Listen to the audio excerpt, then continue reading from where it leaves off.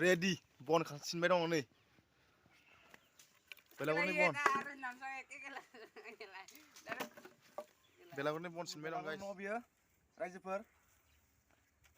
आंनि चेनेलाव साफ्रोमबो बर' रायजो राजाखौ बरायग्रोबाय गोदान बोसोरनि दमासिनि गासिखौबो बरायबाय नोंथांमोना बेलागुर न' बानायना बानायाखै कमेन्टआव खोन्थाहर बे जादों जोंनि बेलागुर न' साफ्रोमबो रायजो राजा जोंनि दमासिखौ बरायनांगौ आरो नोंथांमोना दा जिहेतु जोंनि एसअपि जारि खालामदों बे एसअपिखौ मानिनानै सोलिना सोलिया नोंथांमोना कमेन्टआव खोन्थाहर जेरै डक्टर हेमन्त बिश्व शर्माया हरनि 10 रिंगानिफ्राय न'आव थांनायनि खोथा बुंदों बेनिफ्राय आरो फुंनि 6 रिंगायाव बेलागुरखौ सावनो बिथोन होदों गाइस 2022 मायथाइनि दमासियाव मोनसे गोनांथार एसअपि जारि खालामदों आसाम सरकारा बे एसअपिआ नोंथांमोननि थाखाय गनायजाथावना गनायजायै कमेन्टआव खोन्थाहर गाइस मानोना डक्टर हेमन्त बिश्व शर्माया दाखालिबो मोनसे एसअपि जारि खालामदों बेलागुर न'आव हरनि 10 रिंगासिमल' थानो मोनगोन बेनि उनाव न'आव थांनांगोन होननानै बुंदों मानोना मुलुगनाङैनो साग्लोबनाय कर'ना भाइरासनि थाखाय बे बिथोनखौ होदों डक्टर हेमन्त बिश्व शर्माया आरो बे बिथोनखौनो गोबां लानानै गोबां दान्थे बिदान्थे जाबाय थादों नोंथांमोना मिन्थिखागौ आरो जोङो बे गोदान बोसोराव आरो दमासिखौ जोङो साफ्रोमबो बर' सुबुं एबा मुलुगनाङैनो सुबुंफोरा फालियो आरो गाजा गोमजायै बेलागुर न'आव हरसे थानानै जोङो अखानायै बेलागुरखौ सावो बे एसअपिखौ जों साफ्रोमबो सुबुङा बोरै गनायजागोन नोंथांमोना कमेन्टआव खोन्थाहरदो आरो बे एसअपिआ जों सुबुंनि थाखाय सुबुं माहारिनि थाखाय गनायजाथाव नङा मानो होनबा जोंना दमासिया मोनसे फोरबो मोनसे गिदिर फोरबो बे फोरबोआ जादों जोंनि मुलुगनाङै सुबुंनिनो मोनसे जोबोद गिदिर फोरबो 2022 मायथाइनि बेलागुर न'आ जोंना फाइनालि रेडि जाबाय नै नुबाय दं नोंथांमोना जोंनि 2022 मायथाइनि बेलागुर न' फाइनालि रेडि बानायखांबाय बेलागुर न' बियो बावनो थागोन जोङो हराव नोंथांमोना सोर सोर बेलागुर न' बानायखांखो कमेन्टआव खोन्थाहर आरो बेलागुराव मा पार्टिसिपेट खालामगोन नोंथांमोना कमेन्टआव खोन्थाहर जों साफ्रोमबो गोदान बोसोरखौ बरायनांगौ जानुवारि दानखौ जों बरायखांबाय दा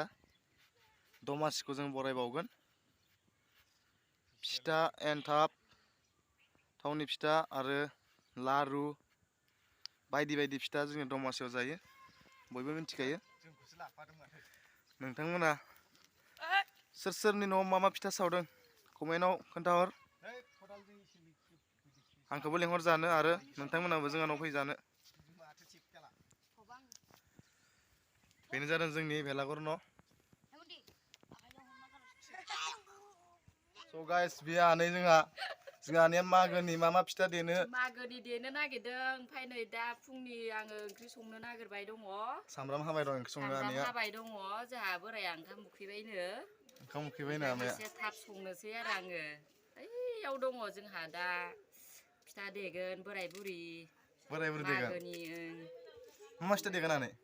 थावनि फिथा संनोसै ओमफ्राय एन्थाब एसे बानायनोसै मानसिफोर फैबा होनो एन्थाब ओमफ्राय थावनि फिथा लावदुमालाय फिथा लावदुमखौ माबायाव मागोआव बानायना हामानो माने मोसौआ दुमालु जायोनो आरोना दुमालु जायोनो मोसौआ औ ओंखायनो मागोआव फिथा लावदुम बानायनो हामा आरो ओमफ्राय बै बेलागुर न'खौ आमाया मासे समायना बानायदों बे बेलागुर न'आव नोंसोरो हरसे थागोन ना हेमन्त बिश्व शर्मा बुंनाय बायदि हरनि 10टासिमल' थागोन हरनि 10टासिम जानाय नङा थानायाथ' साननै जागोन नेनांगोन मानो होनबा जों गामियाव माने एसे गेलेयो नालाय मागो दमासिनि थाखाय एसे माबायो आरो खावो नालाय इनि मानसिफ्रा ओंखायनो नेनो नागिरदों आरो ओंखायनो बे न'साखौ बानायनाय जादों गामिनि मानसिफ्रा माने सिखाव खावो आरो सिखाव खावो मा खावो दाउ खावो मानसि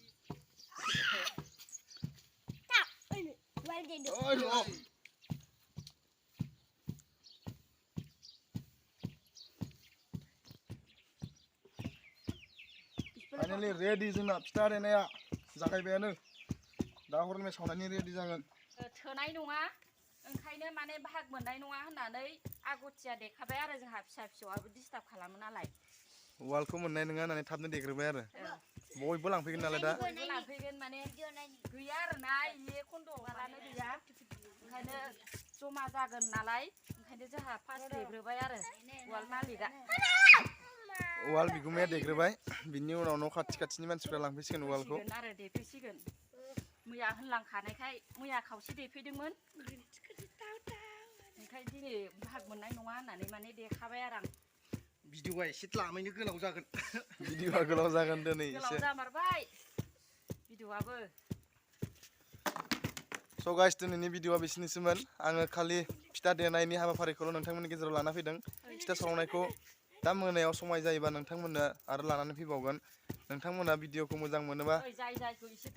मोनसे लाइक खालामना हो आरो लोगोसे आंनि चेनेलाव गोदानबा नोंथांमोना साबस्क्राइब खालामनो दाबाव लोगोसे लोगोफोरनो शेयार खालामनो दाबाव जोंनि मागो फोरबोनि आनैया होथारदों देखांबाय खनसे मोनखांनो हाबाय आजिखालि बर' माबा मा होनो बावलायलांबाय